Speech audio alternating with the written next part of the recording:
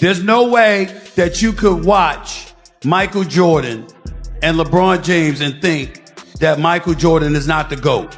So let me break it down for you. Michael Jordan has 10 scoring titles. Michael Jordan was a 9-time All-NBA defensive team member. Michael Jordan won 6 titles, 6 NBA Finals MVPs, never once allowed a game to get to a championship series to get to a game 7. Never once.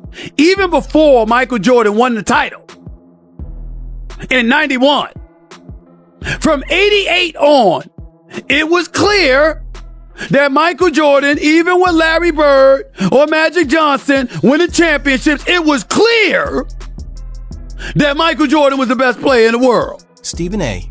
Smith reportedly reacted strongly after LeBron James ran into heavy defensive pressure during the playoffs, sparking another wave of online debate that quickly spread across social media, with fans immediately splitting into arguments about the team roster, coaching decisions, and even LeBron's age, before Smith entered the discussion with a pointed claim that if someone truly watched Michael Jordan, they couldn't honestly place LeBron above him in the GOAT debate, highlighting Jordan's 10 scoring titles as part of his argument.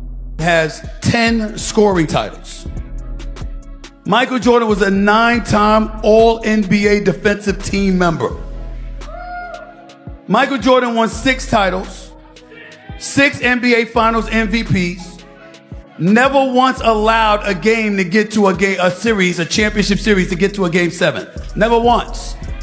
That was in his 13 years in Chicago. We ain't counting the 2 years with the Wizards. He was trying to become an owner, and they needed him to come out of retirement to have an ownership stake.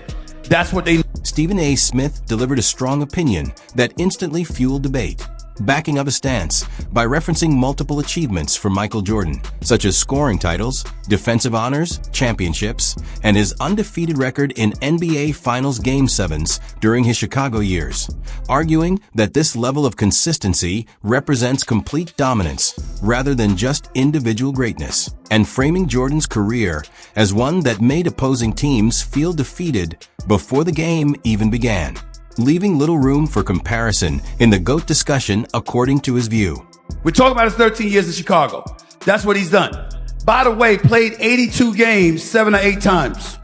All 82 games. By the way, it was significantly more physical back then. You see, somebody like you would have got arrested. You understand? You can't touch him. Can't touch him today. Back then, you could mug him. You understand? They created rules to stop him. You understand? Stephen A. Smith delivered a passionate breakdown of the ongoing GOAT debate between Michael Jordan and LeBron James, arguing that the real difference between the two goes beyond numbers and highlights, and instead comes down to psychological dominance and the kind of pressure each player brought into every game, explaining that in his view Jordan created an environment where opponents often felt beaten even before tip-off, with teams carrying that pressure throughout entire series and even long after elimination, as he pointed to Jordan's scoring titles, defensive excellence, 6 championships, and undefeated 6-0 NBA Finals record without ever needing a Game 7 in his Chicago run as proof of what he calls complete control at the highest level, emphasizing that this consistency on the biggest stage represents not just greatness, but total dominance over an era, while also explaining how Jordan's influence was so strong that the league itself had to adjust defensively and strategically in response to his impact, often referred to by fans as the Jordan rules, which he believes shows how deeply Jordan changed the game itself, not just individual matchups. And even though he strongly favors Jordan in the debate, he still acknowledged that LeBron James is one of the most complete players in basketball history, praising his all-around skill set, including scoring, playmaking, rebounding, and his ability to carry heavy workloads for his teams over many seasons, especially in modern basketball, where he has often had to take on greater responsibility without always having equal superstar support.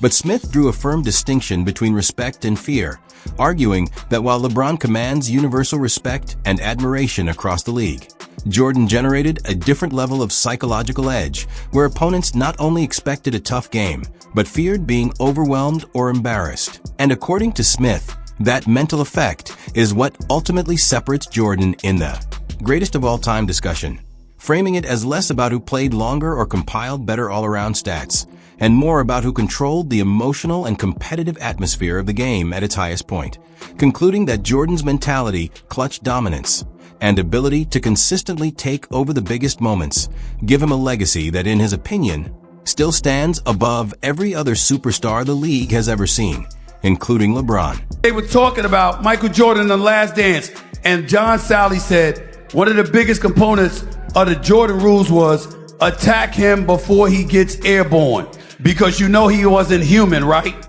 That's what he said. Mike, I got LeBron James on the Mount Rushmore of basketball, one of the all-time top three, one of the all-time greatest players. But he's lost 6 NBA finals. Stephen A.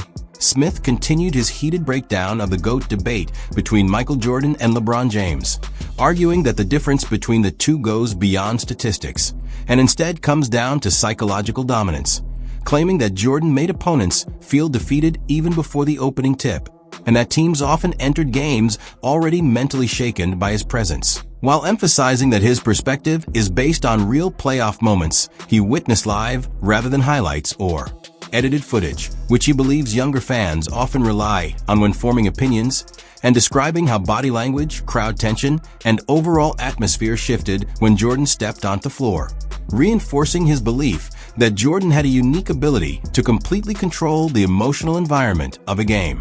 He further explained that stories from players and analysts consistently reflect the same pattern: young or confident opponents attempting to challenge Jordan only to be overwhelmed once the game began, often with Jordan quickly taking over scoring and momentum in a way that broke the opposing team's confidence, which in his view represents a full mental takeover rather than just statistical dominance. While acknowledging that LeBron James is an all-time great who carried massive responsibility throughout his career as a scorer, passer, rebounder, and leader across different teams and systems, he drew a firm line between respect and fear, arguing that LeBron commands universal respect, but did not consistently create the same level of intimidation or psychological pressure that Jordan generated in the playoffs. Smith also addressed LeBron supporters directly, noting their arguments about longevity, versatility, and the modern demands of the NBA, where LeBron had to adapt to changing teammates, coaches, and systems while remaining elite for over a decade. And he agreed that these achievements are significant, but maintained that greatness should ultimately be judged by dominance in the most critical moments, especially in the postseason, where he believes Jordan's perfect finals record and repeated championship runs without needing a Game 7 demonstrate unmatched control under pressure. He added that Jordan's impact was so strong that the league itself had to adjust defensively and strategically to contain him, often referred to through the so-called Jordan rules, which he sees as evidence of a player who reshaped how basketball was played at its highest level. Throughout his argument, he repeatedly returned to one central idea: when everything was on the line, Jordan consistently made the opposing team feel hopeless, whereas LeBron's greatness, while undeniable, is built more on sustained excellence over time rather than that same immediate psychological collapse effect. He framed Jordan as a player who ruined franchises and altered entire eras,